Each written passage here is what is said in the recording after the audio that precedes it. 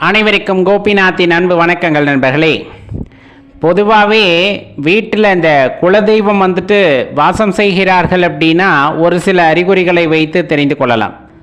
அப்போ குலதெய்வங்கள் ஒரு வீட்டில் இல்லாமல் கூட இருப்பார்களா அப்படின்னா, நம்ம செய்கின்ற பெரிய தவறுகளின் காரணமாக அவ்விடத்தை விட்டு நீங்குவார்கள் அல்லது தன்னை வெளிப்படுத்தி கொள்ளாமல் அங்கேயே இருந்து விடுவார்கள். அதான் சில பேர் சொல்லுவாங்க இல்லையா, குலதெய்வம் பேசவே இல்லை, வீட்டில் நேர்மறை சக்திகள் இருக்கிற மாதிரி தோணுது, ஆனால் அதோட செயல்பாடு இல்லை அப்படிங்கிற மாதிரியெல்லாம் சொல்லுவாங்க இல்லையா. அதற்கு காரணம் அதுதான்.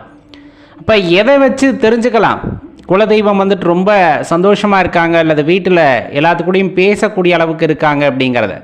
பேசுகிறதுனா நம்ம என்ன நினச்சிக்கிறோன்னா, அப்படியே நேருக்கு நேர் மனிதர் பேசுவது போல் நினச்சிக்கிறோம். அப்படி கிடையாது. ஒருத்தருக்கு துணையாக இருந்து அவர்களுக்கு பக்கபலமாக இருந்து காத்து வருகிறார் அப்படிங்கும் போதே அதைத்தான் பேசுவது அப்படின்னு சொல்லுவாங்க. ஒரு வீட்டில் பல இந்த அறிகுறிகளை வச்சு தெரிஞ்சுக்க முடியும். இந்த வீட்டில் பள்ளி இருந்ததுன்னா சில பேர் அதை பிடிச்சி வெளியே போட்டுருவாங்க. இது ரொம்ப தப்பான விஷயம். அதாவது சமையல் அறையில் இருக்கக்கூடாது, பூஜை அறையில் இருக்கலாம். பூஜை அறையில் கட்டாயமாக இருக்கணும், இல்லை வீட்டுக்குள்ளே ஒரு பள்ளியாவது இருக்கணும்பாங்க. பள்ளி பேசுகிறதுலையும் சகுனம் பார்ப்பாங்க இல்லையா. ஒரு சில இடங்களில் பேசுனா வேறு மாதிரியான விஷயங்கள் தகவல்கள் எல்லாம் நமக்கு வரும். ஒரு சில இடம் மங்களகரமான இடமா இருக்கும். அந்த மாதிரி நமக்கே தெரியும், இந்த இடத்துல பள்ளி பேசுச்சு அப்படிங்கும்போது கண்டிப்பாக அங்கே நம்மளால் இறைவனை உணர முடியும் அப்படின்னு தோணுது இல்லையா. அந்த மாதிரி வீட்டில் ஒரு குறிப்பிட்ட இடங்களில் தொடர்ந்து பள்ளியானது சத்தம் எழுப்பி கொண்டு இருக்கிறது அப்படின்னா அந்த குலதெய்வம் உயிரோட்டமாக அங்கே இருக்கிறார்கள் அப்படிங்கிறத தெரிஞ்சுக்கணும். அப்பப்போ மனிதர் பேசுவது போல் பள்ளியும் தனக்குள் பேசிக்கொள்ளும் அப்படின்னு தான் நம்ம சொல்லுவோம் இல்லையா. ஆனால் அந்த ஆற்றல் அதிகமாக இருக்கும் போது அந்த பள்ளி வீட்டில் பேசும். அது இயல்பாக அதை உணர்ந்தவங்களுக்கு தெரியும், இல்லைன்னா அது மூட நம்பிக்கைன்னு கடந்து போயிடுங்க. ஆனால் உணர்ந்தவர்களுக்கு தெரியும். அந்த வாயில்லா ஜீவராசிகள் நிறைய இருக்குது இல்லையா. இப்போ இந்த வீட்டுக்கு பசுமாடு வருது அப்படிங்கும் போது, நம்ம வீட்டுக்கிட்ட வரும்போதே அது ரொம்ப சந்தோஷமாக இருக்கும். இந்த பசுமாடை பார்த்தீங்க அப்படின்னா, வீட்டுக்குள்ளே தைரியமாக ஒரு பசுமாடு வருது அப்படின்னா அங்கே நேர்மறை ஆற்றல் அதிகமாக இருக்கும், குலதெய்வம் வாசம் செய்கிறார்கள் அப்படின்னு தெரிஞ்சுக்கணும். அதே போல் ரொம்ப முக்கியமான விஷயம் பார்த்தீங்க அப்படின்னா, வீடு எப்போவுமே நறுமணமாக இருக்கும். நம்ம இந்த நறுமண பொருட்கள் பயன்படுத்துகிறோம் இல்லைங்கிறதெல்லாம் வேறு. உள்ளே வந்தமே அதுக்குன்ட்டு ரொம்ப வாசனையெல்லாம் இல்லை, நம்மளால் உணர முடியும். ஒரு இதமான சூழ்நிலை அங்கே உணர முடியும். ஆனால் வீட்டில் அந்த நேர்மறை சக்தி இல்லைன்னா ஒரு வாடை வீச ஆரம்பிச்சிடும்.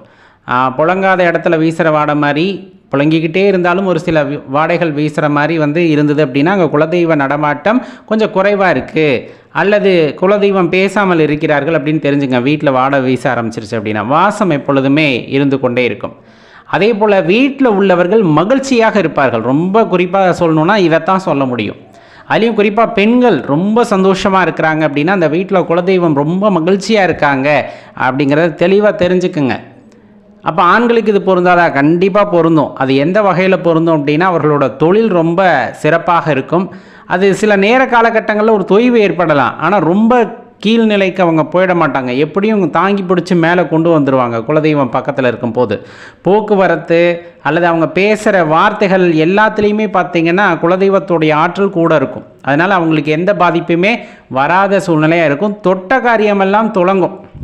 அவங்க எந்த செயலை செய்தாலும் அதில் ஒரு பெயர் புகழ் இதெல்லாம் அவங்கள தேடி வரக்கூடிய அந்த சந்தர்ப்பம் ஏற்படும். அதே போல் இந்த பூஜை அறையில் போயிட்டு நம்ம ஏதாச்சும் ஒரு விஷயத்தை நினச்சிக்கிறோம், இது நடக்குமா அப்படின்னு நினச்சிக்கிட்டோன்னா உங்களுக்கு சில அறிகுறிகள் மூலமாக அதை உணர்த்துவாங்க. நிமித்தம்னுலாம் சொல்லுவோம் இல்லையா.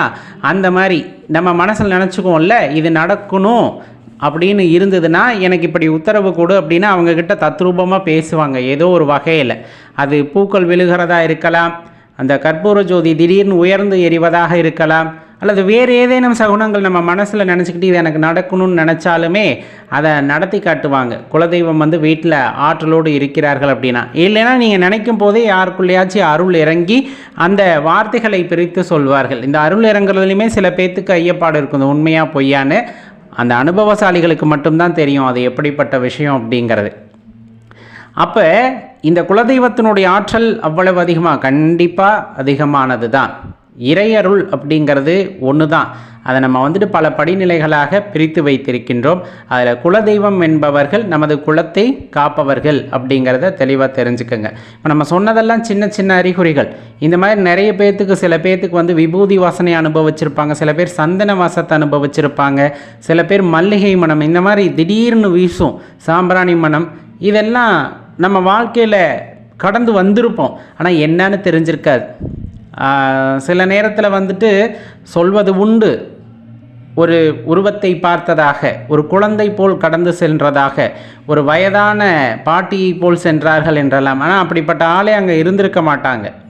அதெல்லாம் இறைவன் மனித ரூபமாக காட்சி தருவதாக எடுத்துக்கொள்ளலாமா அப்படின்னா, அவர்களுக்கு அந்த காட்சி கிட்டியிருக்கிறது, அதற்கான அந்த ஒரு கொடுப்பனை அவர்களுக்கு இருந்திருக்கிறது. இதையெல்லாம் பார்க்கும் பொழுது நீங்கள் தெரிந்து கொள்ளலாம், அங்கு இறை நடமாட்டம் அல்லது குலதெய்வத்தின் பூரண அருள் இருக்கிறது என்பதை உணர்ந்து கொள்ளலாம்.